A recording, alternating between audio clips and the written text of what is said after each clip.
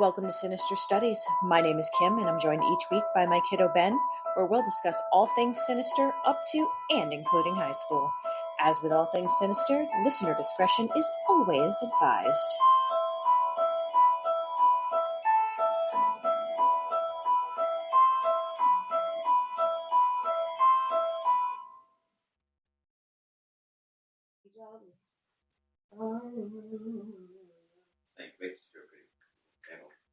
Yeah, if everybody's wondering why we're singing Christmas songs, it's because the Nutella jars are very festive right now. Yes, enjoy your Nutella. They're very festive. They look like sweaters. They're adorable. Moon's coming. Full moon's coming for sure. Full moon. Poland? No. They're going to get their revenge? I want you to know that your uncle, he had some concerns about what I put in the description of our last episode. What did you put? Is he an active listener? Occasionally. Said he was concerned because it said it starts with Nazis and only gets worse from there. So the word Nazi in the description was problematic for him. But legitimately, there were Nazis in the story. So it wasn't a figure of speech. You're legit enjoying that Nutella. Do you have any notes that they'd like to add? Pre-show notes? Oh, look how cute he is. Is that a baby picture? If you guys submit baby pictures for that thing in the yearbook where they put people's baby pictures for seniors, yes! No, you're genuinely getting straight. You gotta find a good baby picture, though. You gotta find a funny one. No, you're not including that. You don't want to make. You should find a funny one. Oh, yeah. Like the one with you asleep on the kitchen table with your butt in the air and your face basically nestled in a plate of spaghetti. Oh, yeah. That one? That one's my father. Wearing SpongeBob pajamas. Oh, yeah. That one. Which one? Oh, my God. Yeah, he is. Absolutely giant. He's a in there we got the spray catnip. Spray nip. In case you know. Oh, I saw my first true crackhead here in the office today. Since we're talking about the nip. I saw someone roll up a joint and smoke outside the way to gym the other day. Oh my God. Yeah, legit, what you see. Worst case, yeah, it was bad. She tried to walk up to my window as I was trying to leave the parking lot. Actual crackhead. Yes, it's sad. It's really sad because she was super, super, super skinny, dirty clothes. She had a blanket on her head for some reason. She was covered in scabs and stuff. Oh, that's crackhead. Yeah, that is a crackhead. Instead of it was sad. Also, I don't like people approaching me. So, in case anyone sees me out in the wild, I get a little sketched out about that. Oh my God. I don't know. My English teacher. No. Yeah, Dad was like, "What is with that?"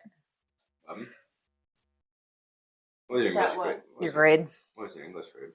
Boy, what is it right now? 75. Not anymore. It's an 88 now. Fuck you. No, your report card came out today. I don't care. That's my actual grade book says 88. My report card that was a week ago. My actual grade is an 88. No, I'm saying your report card that they issued today. But I don't care. I checked today after you texted us. All right. And it said 88. So I'm whatever. It's not a 30 anymore. I fixed it. For the love of God. How'd you get it that low? It's the first It takes effort to get it that low. No, it really doesn't. My English grade's a 92. It was when we had no assignments in, and I forgot to do homework once. So it was there was nothing else to keep it leveled out. But one more assignment. My English grade's literally bolding. Oh, me too, bitch. I don't care. You're just 35. A 30, actually. That's not something you want to correct. God. You get your numbers right, but it's My lowest grade's at 84. It's an 88 now, which is tied with health for my lowest grade. And health is only low because I did not do a whole. But yes, because that shit was stupid, and she didn't even give us. She didn't present it. She didn't. Is my mic not on? What? Oh my god, my mic wasn't on. A hole in the wall. No, your mic's on. No, I just turned it on. That's a hole in the wall. Because when we first moved in, Dada did one of those things where he leaned back in the chair like this and went right into the wall. And we have horsehair walls, so he went right through. They're, yes. Oh, they're so easy to break. That's why what? Is that why they're so easy to break? Yeah. We know from person. Yeah, such a hole in the wall. I didn't punch a hole in the wall. That's on you. I mean, the house is quite old, and I punched a hole in my wall, and there was a hole there because the ball came. It's not like giving out. The ball was still there. You didn't even know where it is. My wallet. So it's good. Anyway. so we good? We good? Are we good? Yeah. Oh, it keeps. I don't know. It's being weird. Am I showing up for that? Hold up. But are we good for what? You're shut up. Are we good for what? Can we talk? About what? Oh, I think we were gonna. Anyway, my English teacher. She's like, we wrote our introductions for our essay, and she's like, okay, we're gonna go back over, and a lot of you guys were making the same mistakes, so I just want to show you an example of what to do. Mind you, when I wrote this introduction, it was literally in class in like 5 minutes, the period it was due. So like half-assed as hell. She shows my I see her go into my Google Doc and copy my paragraph. I'm like, what is she doing? What is happening? And she uses my paragraph as an example of what to do right. She's like, this is a student in here. This one's beautiful. This one's perfect. I'm like, what the fuck? I'm not. You're a brick. No, what do you mean I'm a brick? Mine was used as an example of what to do perfect. So fuck you. Fuck you. Are you going to join us today? Maybe a little bit. Is it only because you see that I have pictures? No, I didn't see it. I have pictures. Is that me? No, they're not of you, Logan. They have to do with our case. We could turn this on. Huh? We would try turning this on. Nope, not at all. That doesn't work. Yeah, so I have pictures of today's case. It is pretty sinister. Technically, there is a conclusion, but it's not one anyone's going to like, and it's complete bullshit. So I am classifying this as a fucked up, unsolved mystery. Wait, what is it? I guess. You're going to guess? Yeah. All right, guess. Is it the plane? Nope. No. Want to eat each other? Nobody's eating each other here. No, it's not a cannibal. Jesus. I was thinking of the Donner Party. That's what I was thinking of. Is that the snows? I'm not going to do that. I can move it. It's not a problem. Have you seen that video? It was like, I don't know, like a road was called like Donner Road or whatever. And there was a person with a group of their friends, and they're like, you know how it's like, I'm so hungry I could eat a horse, and then it shows up a clip of the horse. Or it's like, I'm so hungry, and the horse is like, how hungry? It was this, but it was a person saying, man, I'm so hungry, and these group of people go, how hungry? What did I think about that? I don't think these people got a chance to eat each other. Yes, it's that fucked up. It could have gone there. It didn't. We are going to talk about the Dyatlov Pass incident. This is full of Russian words. I will apologize to everybody in advance. Russian? Russian. Okay, yeah, so we're going to Russia for today. This is an unusual case where something completely unknown happens, and we actually have a little bit of photographic evidence. On January 25th, 1959, an ambitious group of mostly students and graduates from the Ural Polytechnic Institute set off on the adventure of a lifetime. There were 8 men and 2 women, and all were extremely experienced with ski hiking, or ski touring as it is sometimes known, which is basically backpacking, but in the winter on skis, which I guess does make the descent easier. So on this fateful trip, we have Yuri Dorshenko, Mila, the leader of the group, Igor Dyatlov,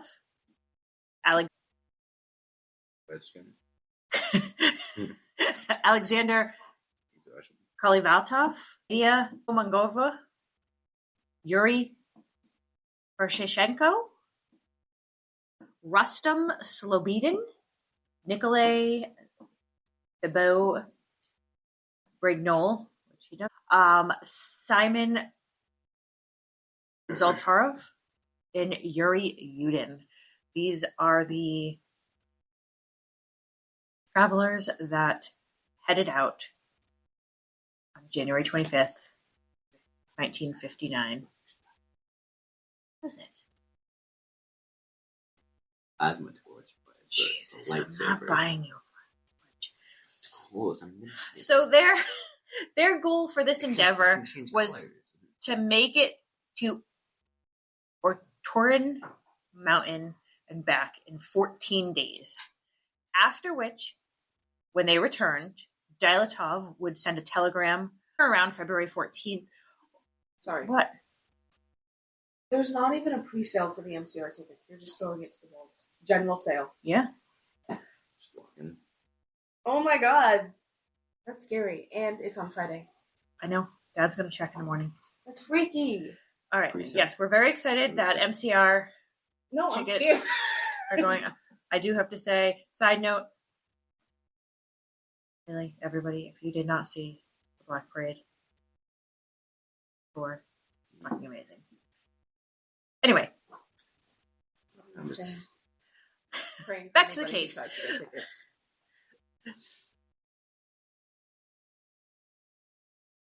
So again, their goal for the endeavor was to make it to Orton Mountain and back in 14 days, after which, when they returned, Dyatlov would send a telegram on or around February 12th to the rest of their sportsmen's club to let them know that all was well.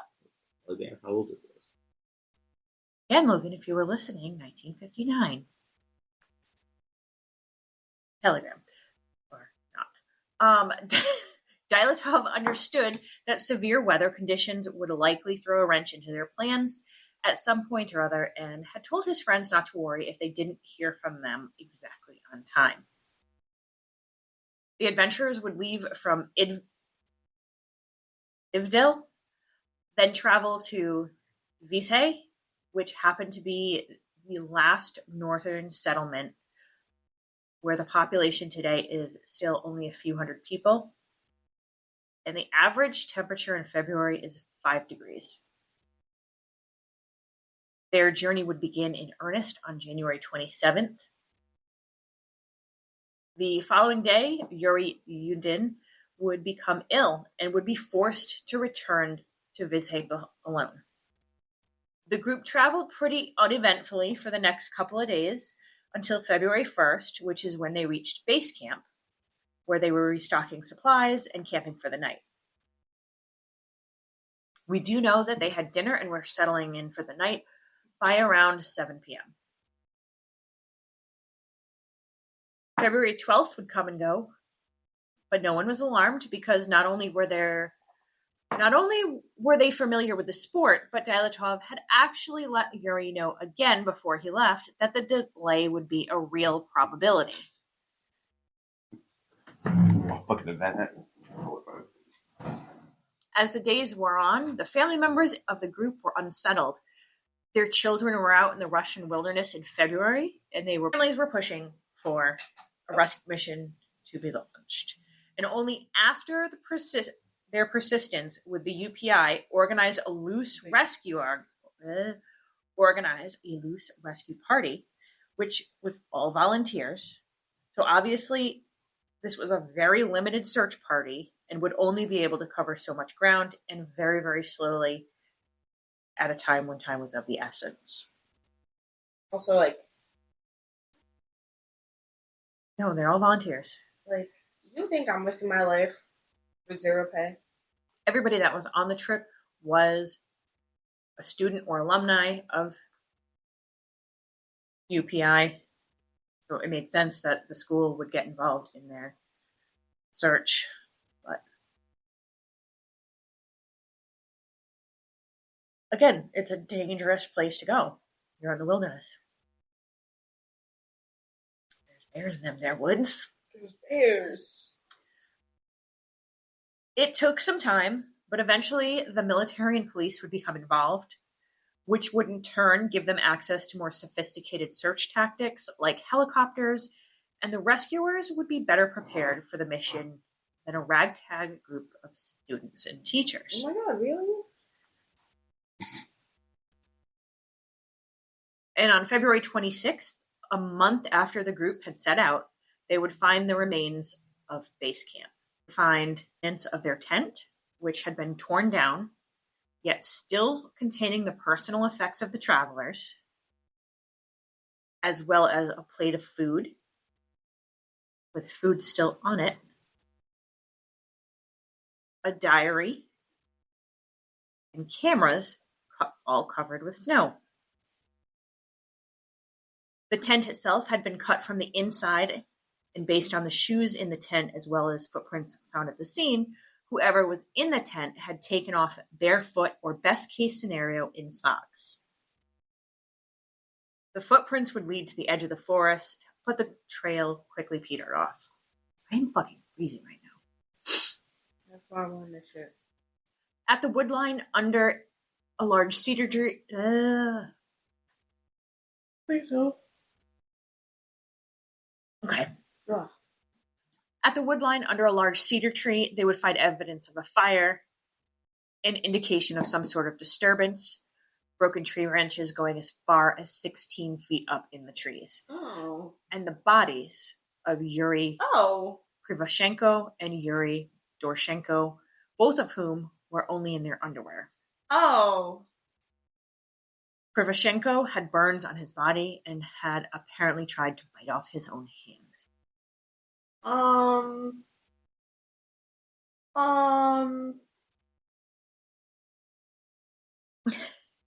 sorry. In what state do you need to be in to literally be like to actively try to bite your hand off? I don't think he was trying to eat it. I think trying to bite it off. Like, what kind of state do you have well, to your be appendage, in physically, like your appendages are the first ones that are going to freeze, and once you start getting frostbite, it will quickly become painful. Was he trying to like stop? Especially if they started getting frostbite and lit the fire and then tried to thaw themselves, that's also painful. Ugh. So you think he was trying to bite his hand off because that hurt? Maybe, but you don't know. Desperate times. As you'll see, there's a lot of questions.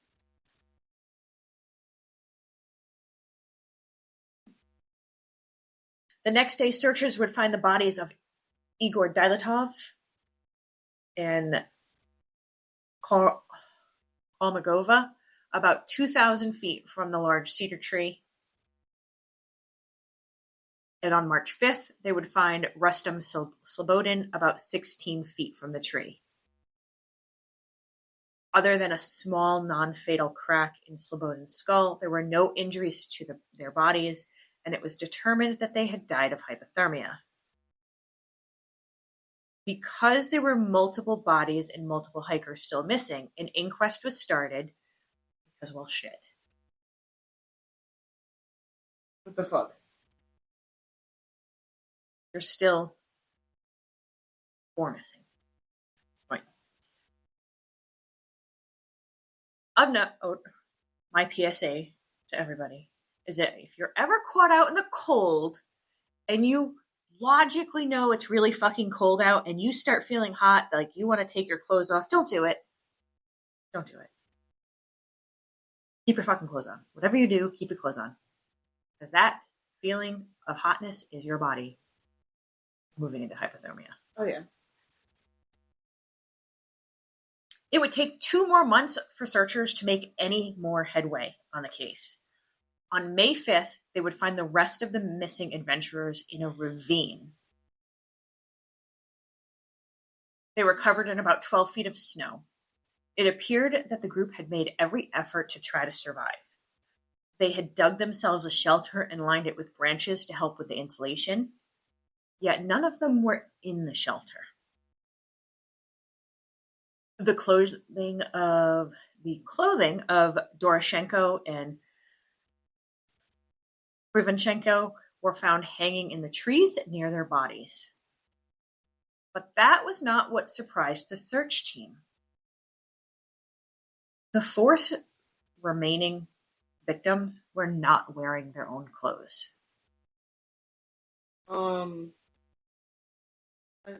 Thibaut Brignol was rocking Dubina's fur coat and hat. Dubina was wearing what was probably Krivonchenko's sweater, which oddly was radioactive. Which was radioactive? What the fuck? I told you. Krivonchenko's. Why? Kolovatov was wearing Doroshenko's overalls with his sweater and his pant legs tested positive for radiation as well.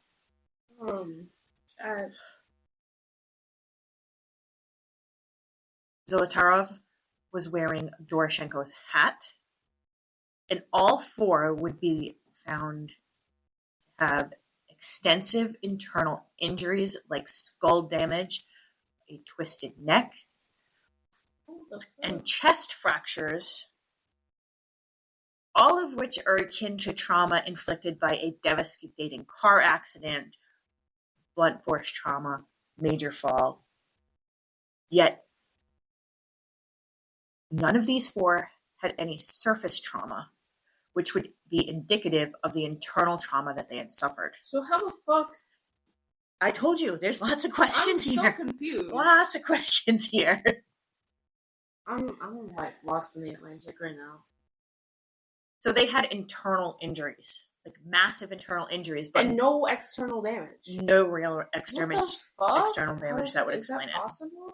Apparently it is. I don't think it is. No, like I think that's probably not something that happens. Only external damage they found was Dubina's eyes and tongue were missing. What the fuck? And one of the other hikers were also missing their eyes as well. Why? We don't know. We don't know. I told you, it's pretty fucked up. Needless to say, the search team was flabbergasted, and the mystery of the Dyatlov Pass incident. I was not there. You were not there. I'm flabbergasted, and I was not there. So, what the actual fuck happened? Or what caused the demise of all of our intrepid travelers? Good question. Theory 1, right out of the gate, is murder. Yeah, but like that? That's, I don't... Well, they had a number of suspects. First they thought it could be an escaped prisoner, or more likely a group of prisoners had escaped from a Russian gulag, which is basically the worst prison camp you can think of, but so much worse than that.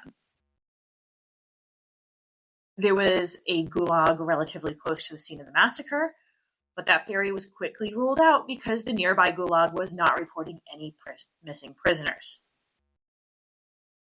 Plus, if you're an escaped prisoner on the cusp of Siberia, you're not going to leave behind a plethora of clothing and supplies. Because food and clothing were left behind. Another top suspect was definitely Yuri Yudin, because he was the sole survivor.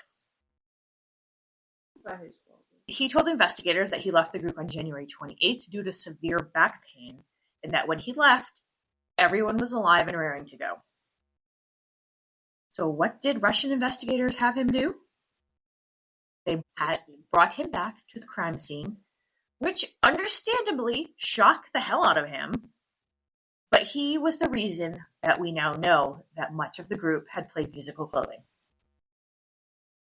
Oh, because he could identify that's not theirs, that's not theirs. Yes. Musical.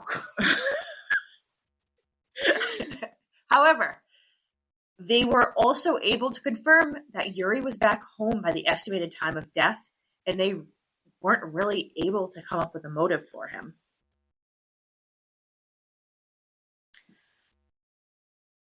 Another group of suspects, the indigenous Mansi, who had initially offered their help in the recovery effort.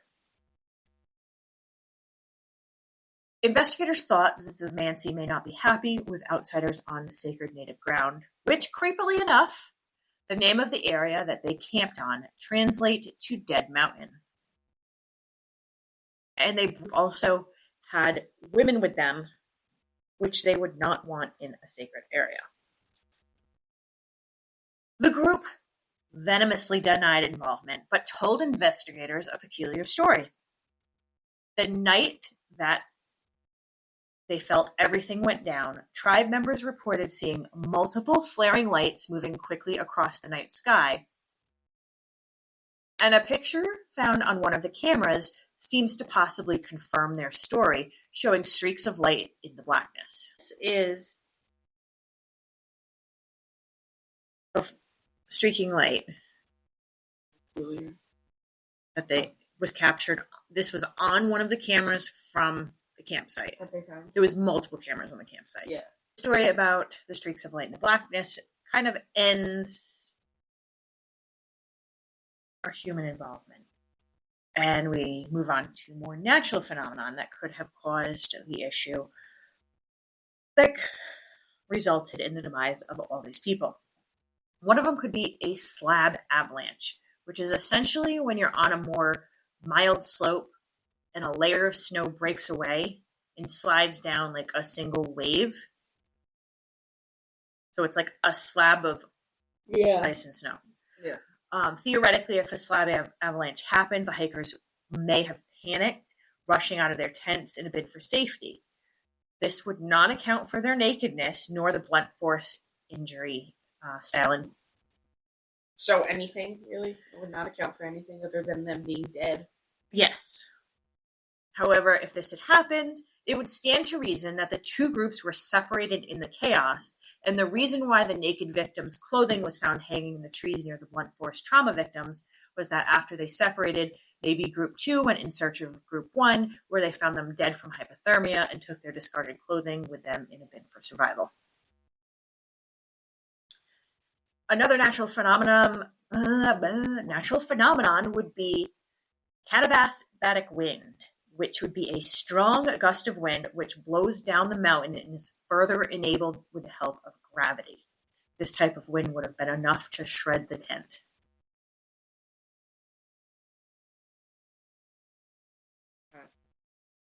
All of these are plausible, but what if it was none of the above? What if? Let's put some of our clues together. The first one is the clothing. After testing came back in late May, they concluded that some of the clothing had tested unusually high for radioactivity, and the Masi tribe's corroborated description of the bright streaks in the night sky. Could it be possible that there were missiles that had been set off in the area that had either leaked radioactive gas or possibly even a nitric acid fog because there was a nuclear testing facility not too far off from where the group was trekking? What about their injuries? This could have potentially even caused another option to happen, which was infrasound panic. Infrasound panic is when we can subconsciously hear low-frequency sounds that cause a variety of psychological effects. such as anxiety, dizziness, depression, hyperventilation, and fear. Like that one episode of the X-Files that came on. I don't know if you were awake for it, but like the girl, she was like, she started acting crazy and shit, and she didn't want to see the guy detective, and she threatened to kill him because there was like, like waves or signals on the TV. Yes, it's exactly like that. That was making people kill people. I don't know if we told everybody, but we did watch a good amount of X-Files while we were camping. Especially me. Oh my god. It was the only thing that was on. Well, I mean, there was probably plenty other stuff. There's lots of ED commercials. Oh yeah. Where can you get your little blue pills? So yeah, infrasound can be caused by massive events, both natural and unnatural. Some events that have caused this phenomenon in the past were the explosion of the Krakatoa volcano. So we're talking very, very large-scale events. And also a massive meteorite landing in the Siberian wilderness, as well as nuclear bomb blasts. Oh. So, the missiles? Could be. Of course, animal attack is on the list of possible causes of death. However, the lack of external wounds really almost negates that theory. The lack of external wounds negates a lot of things. And even though Dad says that sometimes animals just like to hunt and kill for shits and giggles, they were out in the wilderness for months. The last 4 were out there for 3 months. They did not have any wounds that matched an animal eating them. As an animal Because they would have eaten them. They would have eaten the soft stuff first. They would have gone for the stomach, the guts, the face. They didn't eat shit. They weren't touched. Like, they were fine. So even if they had been killed by sport by, say, a very angry bear, something else would have come and eaten it. Crows, other birds, hawks. I don't know if they have coyotes in Russia. Maybe they do. Wolves. They certainly have wolves in Russia. Coyotes? The fuck? Coyotes. So, the last option on the list, our favorite, alien attack and abduction. Oh my god. Because it really comes down to either what the Maasai saw that night was either missiles Or aliens. or some sort of unidentified flying objects. Could be planes.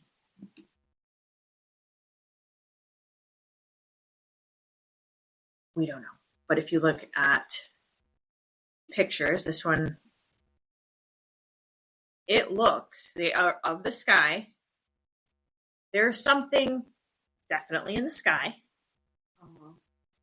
Possibly. But we can't tell what it is. It's also a very odd shape. Oh yeah, what the fuck?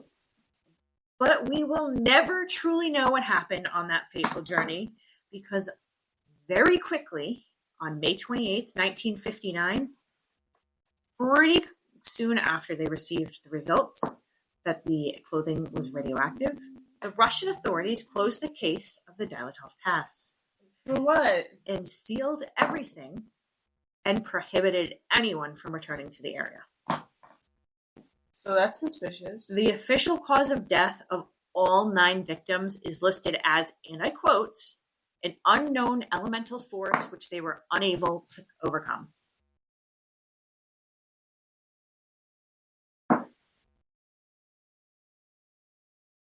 So these right here are some pictures from the Latarov's camera. Looks like Mickey Mouse. It kind of does. It looks like one of them, the mushrooms in But all of these are mostly blurry pictures. So they were definitely trying to take a picture of something. We just don't know what it was. These are pictures of them while they were trekking. That is obviously snow that you're seeing wisping around them. Uh-huh. It is not hazy because it's pleasant out.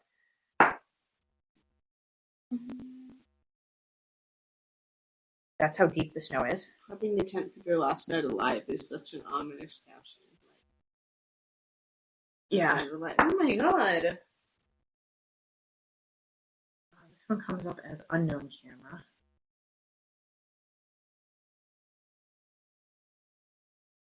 This is the group before set out. Puppy. They did not have a dog on with them, just so you're not concerned. Okay. No dogs were harmed in this. This is also. I mean, obviously, some of them look a little weird because there's definitely film damage from weather exposure. But I mean, look at some of these pictures. Like, you can understand why some people think there's some weird shit going on. No, because what the fuck is that? Yeah.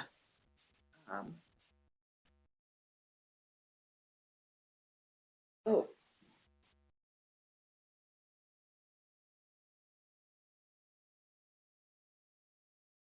Yeah. Searches for "Can I Change My Vote" went up by 700%. I'm thinking about that. Like, y'all are dumb as bricks. It's. And then the next search that's like trending is like, what are terrorists? Y'all couldn't look that up before? I know that's like so unrelated, but I'm thinking about it. Like, y'all can look that up before you voted. You just voted for Donald Trump because he's Donald Trump? How much do you want to see? Is there a dead person? Yeah. What? Like, how dead? It looks like he's kind of. What?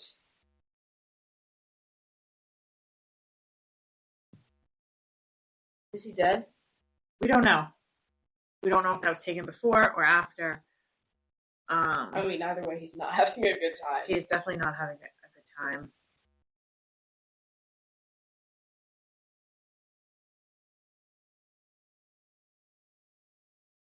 Oh, Papa, she's fine.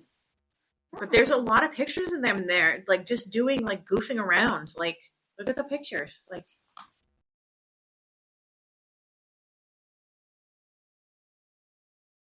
they're just goofing around, having fun.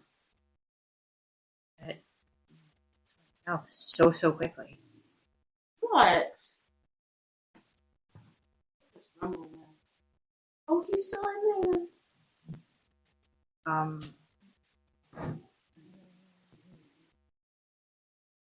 YouTube girl. Yeah, this is also a view of their adventures. People want to do this. Like, this is the thing people want to do. That's just so we're all on the same page here. Why? I know, Piper. I don't understand either.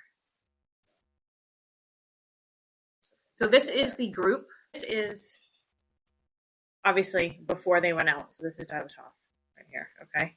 Oh yeah. This picture was taken while they were hiking. Ooh. I don't even look like the same man.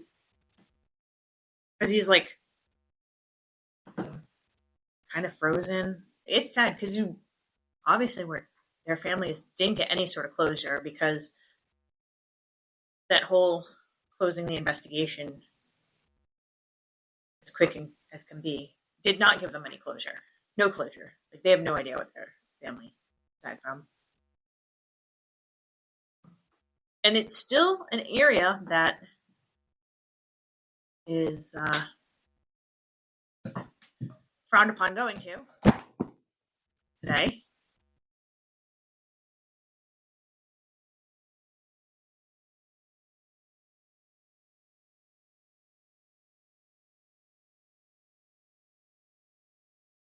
She's so sad. She's like, I'm cold. She cold. It's only 7:15, kid. She's like, but I think it's time for bed. Yeah, she is looking at me like it's time. Look at her. She's like, yes, you said bed. I'm leaving. Yes, I told your brother today that when I was coming home, it almost smells like snow. It smells like it's going to be very cold out tonight. Oh, yeah. It already is getting And I know you understand why I say that it smells like it's going to be a certain weather phenomenon.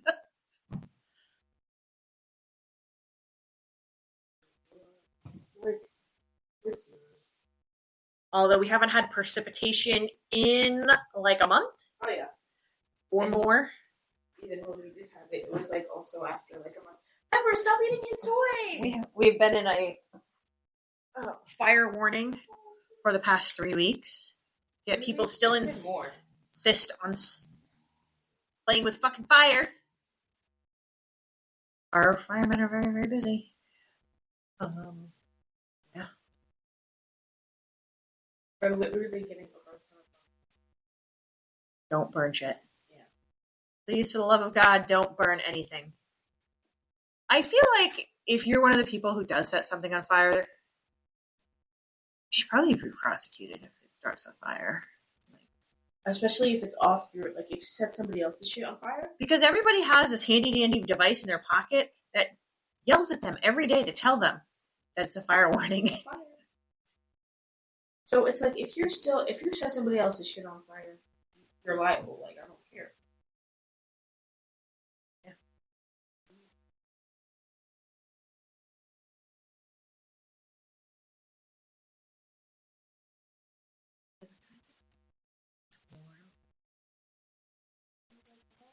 Cold and I'm lonely. I almost bought her a dog bed today, but they only had the small one, like Chihuahua size. So as much as she likes to think she's small, she's not. Oh, but she is. It basically has a blanket attached to it, so they can go in and like so she can tuck burrow herself on in. her own. Yes. Oh, she loves burrowing. I did not think Sebastian would enjoy that, so I got him a plain old bed. Where'd you go? I went to Walmart this morning. You want to hear my fun story about why I went to Walmart? Why? So I went to the gym this morning. I go to work out. I get in the shower. I get out of the shower. Start taking all my clothes out.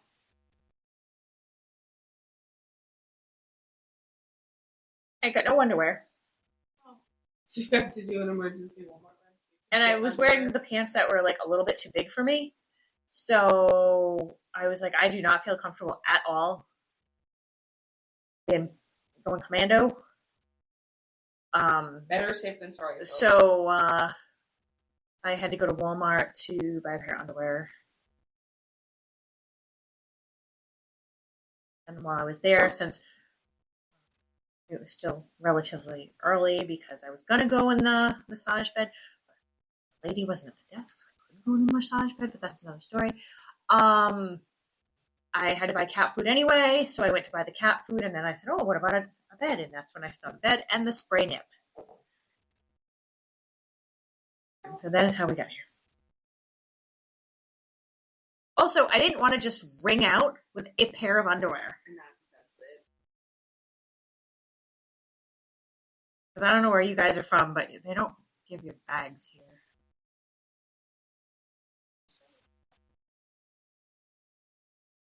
You've seen those pervy security guards at that Walmart.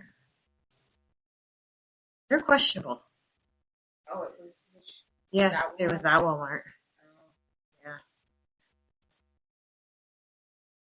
That one. Yep. Mm-hmm. They had all the ugly sweaters out, though. So, actually, I would really like to, if you are interested in this story and want to see all the pictures that are available, I would suggest going to Dyatlovpass.com. It's a very in-depth website. There's a book in regards to the whole situation. I did get information from a number of different sites and news articles. But that one was pretty much an amazing compilation of information. And, Alright, so you're gonna go out in the woods. Be careful. But yeah, Next episode's gonna be a little lighter, a little more fun. these next couple of episodes. Yes. I'm hyped for these.